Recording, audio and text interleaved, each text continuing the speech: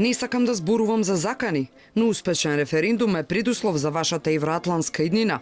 Ова е главната порака на германската канцеларка Ангела Меркел по средбата со премиерот Заев во владата. Германски прецизно им се обрати на граѓаните на 30 септември да не останат дома, без ниту еднаш да го употреби зборот Македонија. Ова е историска шанса на една генерација, рече таа. Запрашана за манипулативниот концепт на референдумското прашање, ако се знае дека мнозинството македонци се за ЕУ и НАТО, но не сакаат промена на името, и заканата за изолација од странските високи функционери, Меркел одговори. Јас не сум за закана. Вие како граѓани на оваа земја можете и треба да одлучите за иднината на вашата земја. Иднината би можело да биде, ако референдумот има позитивен исход, да станете членка на НАТО и да припаднете дел од семејството на ЕУ. И многу јасно е дека има одредени предуслови кои што мора да се исполнат, односно сите земји кои што се денес членки во ЕУ треба да се согласат со тоа.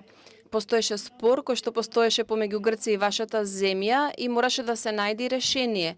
Инаку немаше да има согласност за членство и затоа прашањето со името и прашањето за членството во НАТО и во Европската Унија се многу тесно поврзани едни со други. Без решение на ова прашање не може да го има членството во ЕУ и во НАТО. Во врска со разговорите со лидерот на ВМРО ДПМН Меркел нагласи дека главната порака незина ќе биде тоа што во една демократска држава за клучните прашања има заедничка одговорност на сите чинители.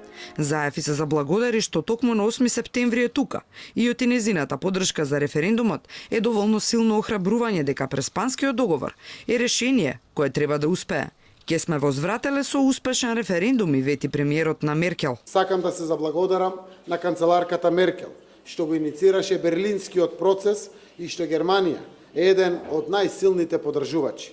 Канцеларке Меркел, ни правите голема чест со вашата посета на денот на независноста на Република Македонија. Јас, владата и нашиот народ сме многу среќни поради тоа.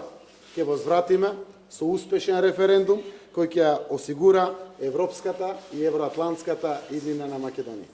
И канцеларката пристигна пред владата со Мерцедесот, што за власта кога беше во опозиција, беше символ за луксузот во времето на Груевски, на терет на народните пари. Тогаш ветуваа дека ќе се купат болнички возила откако Мерцедесот ќе се продаде, но денес е превозно средство за високите надворешни функционери.